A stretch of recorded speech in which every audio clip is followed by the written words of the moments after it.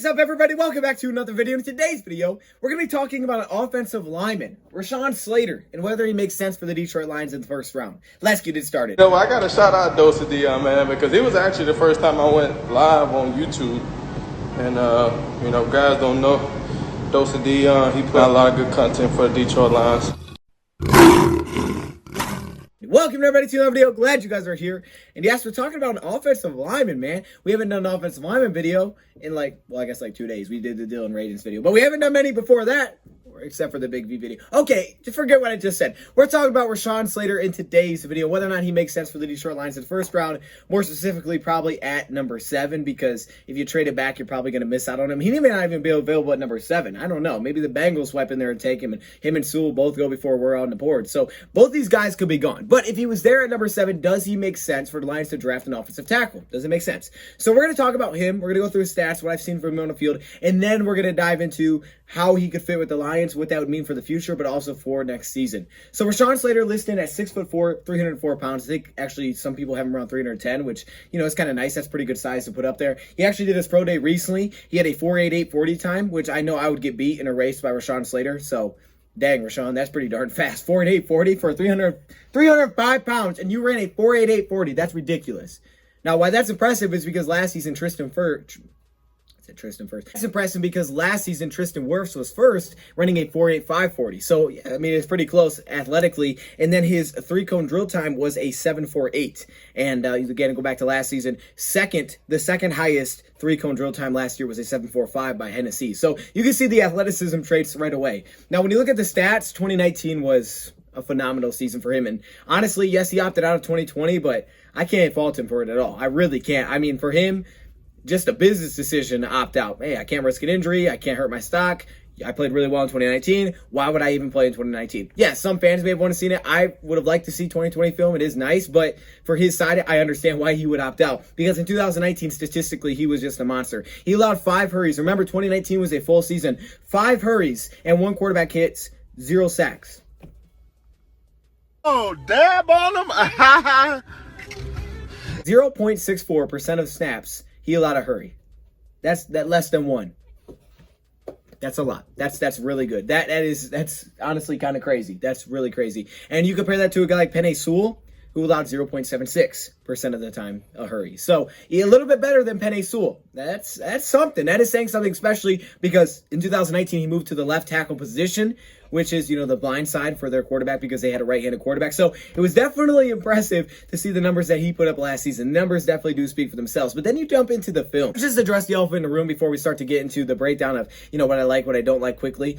Let's address the elephant in the room. It's his arm length. And everybody recently, a lot of people recently have been saying, you know, this is an issue. He should be a guard at the next level, this and that. And I think for Rashawn Slater is that, yes, he played guard coming out of high school. He was a 3-star recruit, so, you know, not a top recruit, but he was a 3-star recruit. He played guard. So I think that's another reason that people are bringing this up. Have a below average arm length. Now, I don't usually get too caught up in the measurables because I say, hey, if you can ball, you can ball. I mean, I look at him and I'm like, wow, that was cool. He ran that. Or, ooh, that's kind of tough. I didn't think he'd go that slow. But I don't get too caught up. I like to watch the film. And if I think the guy's balling, I think the guy's balling. If I think he looks slow, I think he looks slow. The 40 time, you're not even wearing pads. It's like, what is this, track? I don't know. So I don't usually get too caught up in those type of numbers. But I will say this about Rashawn Slater. Even though I'm not trying to jump on the thing of, oh yeah, arm length, he should be guard. Arm length does show up in his film as an issue at times, so it's not something that's completely random. But does that mean I necessarily think that he can't be a tackle next level? No. Does that mean I think you should change him to guard? No. I think it depends on your situation. If you need to move a guard, try to move him to guard. And even Rashawn Slater himself, I think I'm the best offensive tackle in this draft class. But if I need to be the move to guard, whatever is best for the team, I will do it. So I think that's the right answer, and that's kind of the approach that I would take if I was a team, just depending on my needs and if I drafted him. So let's dive into the film, and then we'll get into how he would fit for the Detroit Lions and what that draft pick would mean if the Lions did it at number 7. So Rashawn Slater, here's what I like. Let's start back at 2018. Coming into 2018, playing the right tackle position, which is probably where I could see the Lions definitely playing him if they drafted him. So I looked at that season first just to see the improvements to 2019, and there were some clear improvements. I think Slater recognized that as well when he said that he thinks he improved game to game game year by year, and I think you can see it. 2018, he showed a lot of the same foundational pieces that he did last year. The athleticism, the quick kick step, blitz pickup, his bend to the edge to push guys out of the play. He showed all of that. All those foundational pieces that make you very excited, he showed a lot of that in 2018. That was still there. But I think there were places that he improved in 2019. For example, I think just staying connected with guys in general definitely improved. I mean, obviously the numbers reflected this as well, but just staying connected with guys seems like more often in 2018, he was way easier to lose players and he wasn't able to stay connected very long through the play. He's young, but you could tell there were some missed assignments. There were some clear misses and, pass blocking, run blocking, guys would beat him. But I think the good thing is he was throwing it to the fire, right? 2018, he's throwing it to it. I mean, he went against competition, some really good pass rushers, and I think it really helped him in 2019. You could see some major steps that he took. He might get that initial first contact, but they'd kind of slip off of him. So that definitely, to me, improved. I think he got a little bit stronger in 2019. And here's an example in 2018 against the Michigan Wolverines. Of course, they had some really nice pass rushers, but you're going to see the improvement for sure. First off, not as explosive off the line. He's a little slow off the line, and then his balance just gets all out of whack. He starts crossing his legs, and of course, the pass rusher here is going to take advantage, just bull rush him to the ground. So some major improvements power-wise, but also just technically. I noticed that, like I said, he had a little bit more power. And then you look at his run blocking. Oh my gosh, as a run blocker, he's really fun to watch because he's so athletic that it helps him into the second level. He could pick up linebackers. He could pick up defensive backs. You can use him on screens. He's mainly a zone run scheme type of offensive lineman, which could be good for the Lions because, the Chargers did that last season, especially when you bring in the play action, rollouts. You're running that zone blocking scheme a lot of the time. So that could really fit, even though they mix in some man blocking. And I know he could do that as well, but mainly zone blocking for Northwestern. But yeah, as a run blocker, there's a lot to like as well. And like I said, he was able to stay connected more often, so I think he improved there. Now, where are there concerns in his game? Well, I think a couple of concerns. First off, the length does show up on his film. It's not something that's just completely just because of his measurables. It does show up on his film, and you can see it. A lot of times, guys can set him up to the outside and work him back inside, and he doesn't have that length to extend. He'll pick up a defensive player. If he can get lashed on, he's got some really nice moves up his sleeve to kind of negate the length. One of his best ways is he can really punch you right in the chest. He punches you right in the chest, and it really negates that arm length because it's like, boom, it's like, oh, snap. And once you get punched in the chest, you're backed up. So your arm length is really starting to take out of the play as a pass rusher. But it can show up as an issue. Some guys, really nice pass rusher moves, spins, or if they set them really well up to the outside and then get him back to the inside with a swim move, something quick, that can be an issue because sometimes he just can't reach the defensive player and get a hand back on it. So he really has to rely on his athleticism to help himself get back to the play. And his athleticism does cover a lot of that because, like I said, he has that recovery athleticism where if he's beat, he can chop right back into play. He's very light on his feet, very light for his size, but his athleticism allows him to work back in those plays. You can see pass rushers that try to work and bend him around the edge. He's so athletic that he can kind of keep up with them. He also has a great release off the snap release, and those are a couple things that he's had to do to really help him out because his length is lacking. He's not very tall, so he doesn't have the great wingspan. It's listed at 33 inches, which is below average. So it's something that does show up. It's not just a measurable. It does show up on his film if you watch enough games. Now, look, Stanford was kind of a rough game for him. It was grayed out as his worst game in 2019. You're going to see him here at left tackle, and you're going to see he's not able to get his right arm inside the frame here, and this defender just kind of beats him to the inside. This would happen on occasion, but Stanford was kind of rough because it was the first game. I think this is a reason his footwork has improved so much is because he's had to work on it because of the lack of length. This is one of those situations where he has to just really chop his feet to stay in front, right? Because he can't have that reach to keep his man in front. So there are still flashes of it being an issue. Do I still believe he can be a tackle at the next level? Of course. I mean, I think the production, and if you just watch him, it speaks for himself. He's still a tremendous tackle. He's still one of the best tackles, if not the best tackle in this class. But there is clearly issues with that. So some people say, well, move him to guard. He'd be better because his arm length. Now, I will say this. Well, yes, it seems like he could be better at guard. Schwartz said this, that some people on social media just believe that going tackle to guard is just easy if the tackle is struggling, which he wasn't struggling. But they think it's just easy. But Schwartz said himself that it was the worst for him every time he went from tackle to guard because everything changed. Rarely is the best option. So he said, yeah, certain occasions it can work depending on what they're really struggling with. So maybe for him, if it's simply just an arm length issue, it could work. But he said, in most cases, it's actually not the best option. That's from Geoff Schwartz. Now, the fact that he played it in high school makes you believe it could be better, but he's only a three-star recruit, so keep that in mind. But this is what I also see from Rashawn Slater. Not really, they're not red flags, but there are little slight things here. I don't think he's a mauler as a run blocker. I don't think he's a dominant run blocker that's, moving people off the lines consistently. I don't see that in his game. I think he's a good run blocker that can stay connected very well.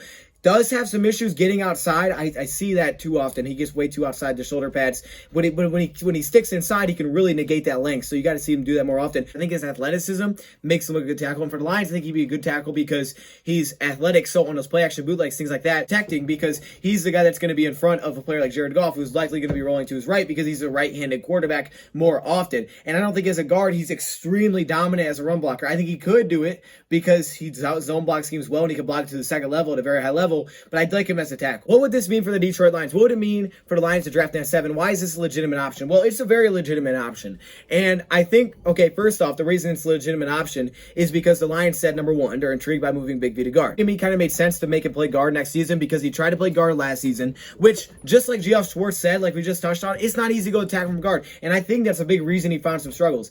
Health obviously didn't help, things like that. But when you go from tackle to guard and you're trying to switch everything up, it's difficult. And you saw struggles. You saw flashes, but you saw struggles. However, I think guard will ultimately be his best position because he's such a run mauler. And he's more effective and more impactful at the guard position than he was at tackle. Because that's where he's able to do what he does best. And at guard, yes, he did have some mishaps. He had some slip-ups. He had some lack of consistency, and you see it. But I think playing guard again next season will be the best thing for him, is to stay at the same position and find consistency there. And you ask the question, okay, where does Rashawn Slater fit if he was drafted in 2021? Well, I think the assumption is he would win the right tackle role. I mean, that's the assumption here. Terrell Crosby, not a great tackle, but he can handle his own. Terrell Crosby still, it's not like a scrub, right? That's still competition. So he would have to beat him out. The assumption you're drafting the seventh pick of the draft would probably start. So you would assume that he would start at that spot. And then right guard would be up for grabs, right? Big V seems like the front runner with Logan Stenberg is still there to compete. Maybe Crosby tries to compete for that role. But I think what the Lions would then be hoping for is that the left side doesn't change. I don't think the left side changed. You're not taking Jonah out of the lineup. He started last season. Decker's not going anywhere. I wouldn't move Decker to right tackle. I wouldn't touch him. I'd leave him there. You guys got a big contract and he's coming off his best year. I wouldn't touch it. And at center, you have Frank, unless he wants to. And I think then right guard and right tackle are the questions. I think if you didn't draft the offensive lineman, it would probably be Big V and Terrell Crosby starting. And you don't have to go Slater, but if you felt like you could use an improvement from Crosby, which you definitely could, then you could go with a guy like Slater. And guess what? If Crosby does really well at tackle and he impresses you and guards like, I don't know what we're doing here, then maybe there's where the opportunity to put Slater at guard comes into play, and that's fine. It works out. If you want to do it, you can do it. I think I'm the best tackle in the draft. And so I, have a really high level of confidence about that. But at the same time, I'm a team player. So if a team wants to play me at guard, so be it. I'm all for it. Ask themselves, how do they feel about the right side of the offensive line? Are they good with Big V and Logan Stenberg going after the right guard spot? If they are, cool. How do you feel with the right tackle position? If Crosby had to be your starter next year, would you be happy about that? Would you be content? Would you be okay? Would you be mad? How would you feel? Not happy with Crosby, then we might want an upgrade right now. Okay, well then you have to take one. But if you're okay with Crosby, then you could take a mid-round guy this year. If you don't want to take an offensive tackle because you want that pick for this year, then next year you could say, okay, let's take an offensive tackle this year. But who's available next year? Me personally, do I think the Lions have that big of a need where they have to get a tackle this year because they cannot go into a year with Crosby starting? No, I don't think they do. But based on how I think the draft is, because the board sets up where you don't have to go receiver early, you don't have to go linebacker at 7. Yes, I definitely think that you could take him here this year just because of how the board sets up. You don't need to go another position at 7, but if you feel like you do, then you could. But look at tackle and say we can't go next year with Crosby. Some people say you can. So how do you feel about that? You make that decision. Let me know in the comments. How would you feel if Crosby was starting at right tackle next season? I think it'd be okay. I don't think it'd be great. I think it'd be okay though. I mean, be okay with it. But if you're not and the Lions aren't, then you are going to have to draft someone this year. If we go based on what Brad Holmes' Lions told us, this becomes an option because they said that they're not trying to draft their needs. They want to have positions filled out so they don't have to draft needs. They want to be able to draft who they think is basically their best available. And while tackle may not be the biggest need because you have Crosby there, if they think Slater is better than a receiver option, a cornerback option, a linebacker option, and you can't move back, then you take that guy because they believe that's the best available. So, maybe it wasn't the most pressing need, and you didn't say we filled our biggest need, but the Lions aren't trying to have that many needs heading into the draft. Legitimately, if you look at the roster right now, the Lions still have some money in free agency to spend. If you look at the roster right now, forget the future for a second. You just say, okay, can we head into the season with what we have? The only positions that still are obvious need, slot corner, depth at corner, and probably another safety. That's it, though. I mean, receiver, you could be fine, technically. Yes, you want to improve that? Yes, you do. But technically, could you head in the season with what you got? Yes. Running back? Yes. Offensive line? Yes. Quarterback? Yes. Tight end? Yes. Defensive line? Yes. Linebacker? Probably a yes. But do you want to improve those spots? Yes. So for the Lions right now, free agency, we'll see if they continue to make some more moves. But those are really the only two spots that they have. We need this. We need this right now. And that's what the Lions' goal was. So the Lions can say, well, we think he's the best available. We think, upcoming years, this guy's going to be a great player for us. Then you take him. Remember what Brad Holmes told us. Where are we in 2022? Where are we 2 years from now? Not right now. Where are we 2 years from now? Went with Slater. I think it best benefits you for this year, but also for the upcoming years. Because now you look at 2022. Number one, Big V's out in 2022. After this season, this offseason coming up, that's when his out is. He has no guarantee money after that on his contract. So him on this big deal would have no guarantee money on that 5-year, $45 million contract. Unless Big V played really well this past season, which he could. He could play really well this upcoming year because he's playing at guard again. That could be really good for him. Unless he does that, the Lions may say, yeah, but we kind of just want to move on. We kind of want to move on here. And then, hypothetically perfect world, Logan Stenberg would be ready, third year, to step in that right guard role.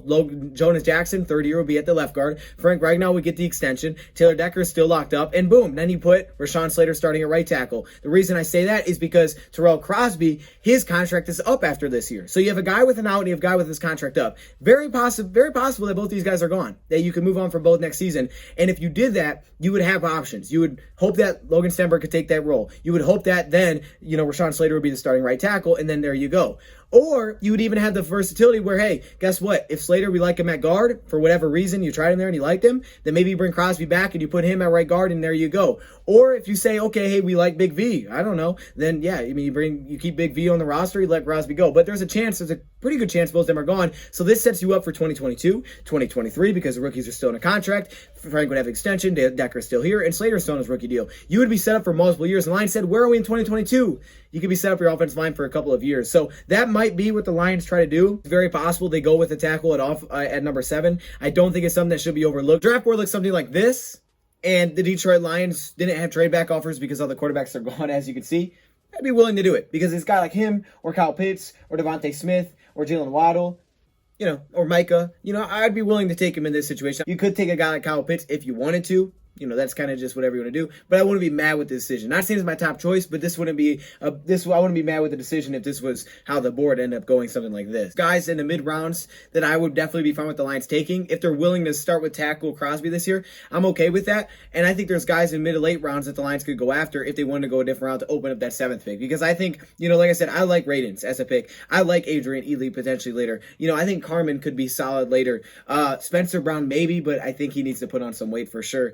But I do think there's some guys out there. I think Walker Little, if you're willing to look past the injuries, because he's a really nice player and missing time. But I think there's guys that I'd be willing to take mid-round to later round if you want to open up that 7th pick. But honestly, depending on how the board falls, if you can't move back, I'm not saying it will happen. I'm just saying it's very possible the Lions could get a guy like Rashawn Slater, because I do think he's one of the most likely surefire I'm going to start next season, and he would improve our offensive line. Our offensive line would be really well built for now and the future.